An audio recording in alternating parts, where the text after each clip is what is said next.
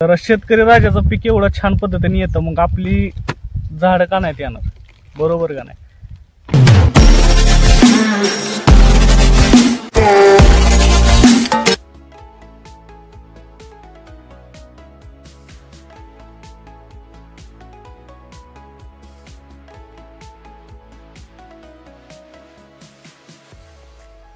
आता मित्रांनो, तुम्ही इथं बघू शकता. आता मी इथं चिनी गुलाबाची झाडं लावलेली, त्या आतमध्ये आता इथं फुलं पण आले त्याला.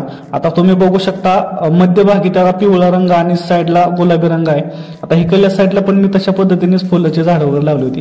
ह्याचा आता विशिष्ट कसं आहे की याचा तुम्ही थोडा जरी शेंडा तोडून वगैरे लावला तर याला लगेच गुलाब वगैरे लागतात. मी या ठिकाणी खूप झाडे वगैरे लावली, फुलांची झाडे वगैरे लावली. आणि जुगाड कशा पद्धतीने केला, भंगारमध्ये थोडे डबे वगैरे शिल्लक होते, मग काय ते हर्बल लाईफचे डबे वगैरे काढून घेतले आणि त्याच्यामध्येच आपल्याला चिनी गुलाबाची झाडं अजून लावायची होती, गुलाबाच्या कांड्या लावायच्या होत्या. मग काय त्याच्यामध्येच 2 डबे वगैरे सापडले आणि ते डबे वगैरे घेऊन आलो.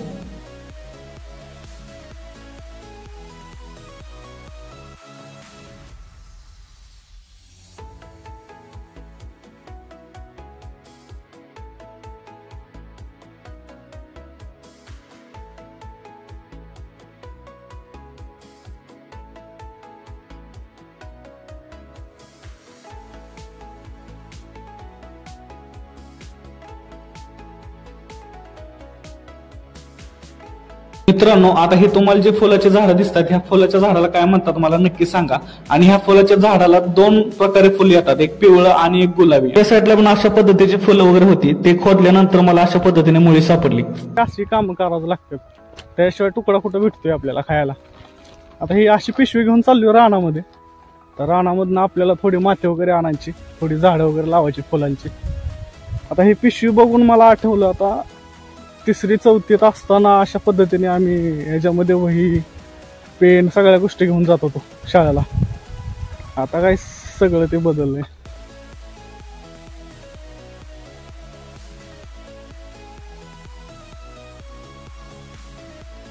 आता आपण रानामध्ये आलोय, ही पिशवी वगैरे घेऊन आलोय बघा.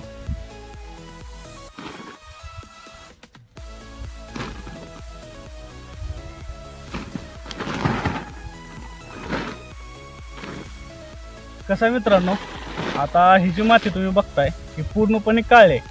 आणि तुम्ही जर घरी फुलांची झाडं वगैरे लावत असाल किंवा दुसरी कोणती झाडं लावत असाल तर झाडांसाठी सगळ्यात उपयुक्त माती म्हणजे अशी काळी माती पाहिजे.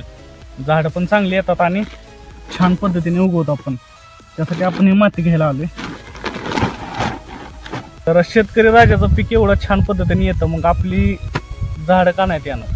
बरोबर का नाही? तर चला बघू आपण इथून पुढं कसं करायचं प्रोसेस वगैरे. तुमच्या भावाला असल्या गोष्टीच लय आवड आहे, काय का असं ना ते करायचंच. दम भरला.